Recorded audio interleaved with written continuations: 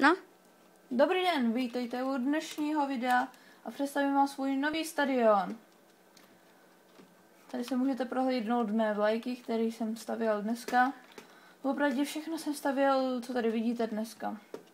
Takže si to můžeme předvíst, jak kdybyste byli fanoušek, v jaké byste byli a jak by se vám to líbilo.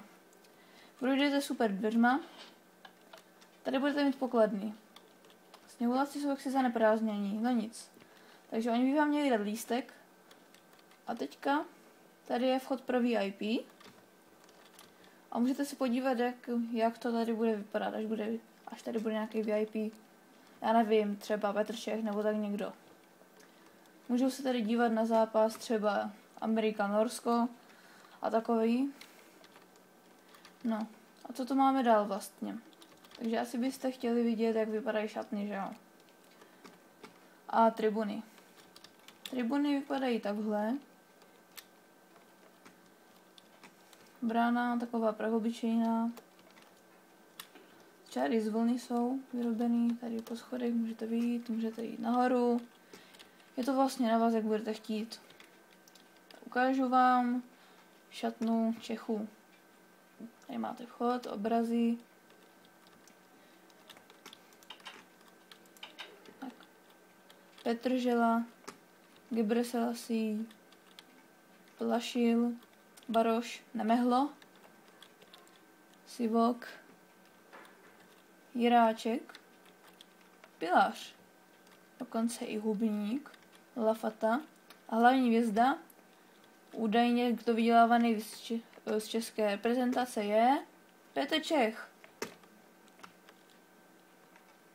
Tak. Tady je vchod pro hráče do kabiny, když třeba přijdou nebo tak. A co bychom vám tak ještě mohli ukázat? Třeba šatnu hostí.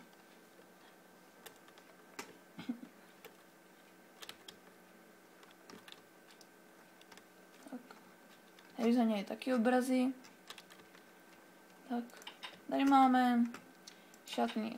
A vybral jsem si Španělsko pro tuhle šatnu. Takže proto tu máme Raula Albiola, Gerard Piqué, Carles Puyol, Jordi Alba, Cesc Fabregas, Casillas, Conce Juan Mata, Torres, Villa, Xavi, Iniesta.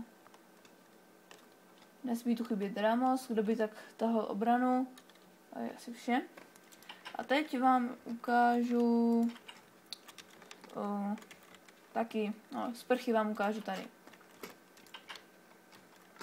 Teď vám ukážu princip záchodků.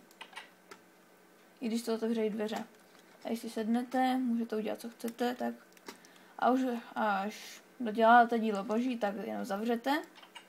Aha, to nebyl dobrý nápad, pardon, mluvám se.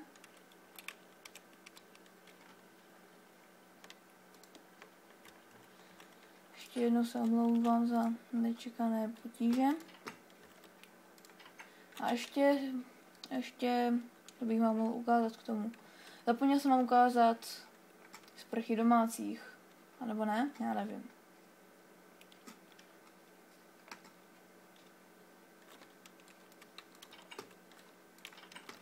Tady to je založené na stejném principu. Tady dokonce máme mimo provoz. No. Co tak dál bych vám ještě ukázal?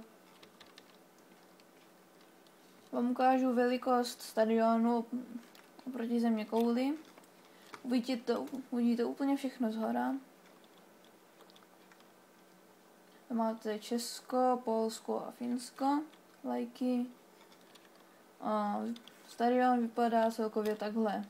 Jak vidíte, tady máte okruh planety a je to celkem hodně velký.